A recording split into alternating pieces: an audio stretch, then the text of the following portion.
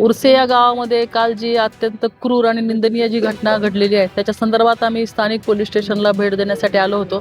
आरोपीला त्यांनी तातडीने अटक केलेली आहे. परंतु अशा प्रकारचे जेव्हा घटना घडतात तर त्याची जबाबदारी निश्चित कुणावर करायची. आरोपी तर अटक झाला, पण हे जे कामगार आहेत हे आता हे बाहेरून आलेले आहेत, बंगाली आहेत असं कळतंय आम्हाला.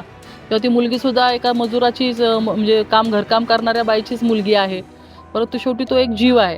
आणि आज एवढं निर्दयीपणे त्या मुलांनी अत्याचार करून तिचं संपवलेलं आहे तिचं आयुष्य.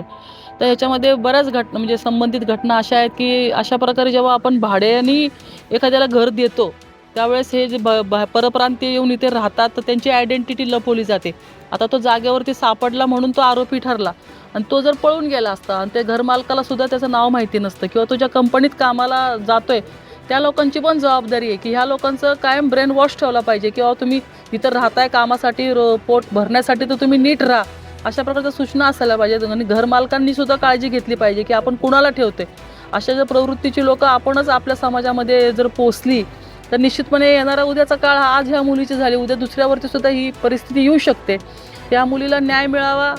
आम्ही सांगितलं की पब्लिक प्रॉसिक्युटर जे देणार आहेत ते आता आम्ही उज्ज्वला पवार मॅडमची मागणी या माध्यमातून करत आहोत की ज्या फास्ट ट्रॅकमध्ये तर पॉस्को लागल्यामुळं फास्ट ट्रॅकला ही जाणारच आहे, परंतु याला फाशीची शिक्षा व्हावी अशी आमची मागणी आहे.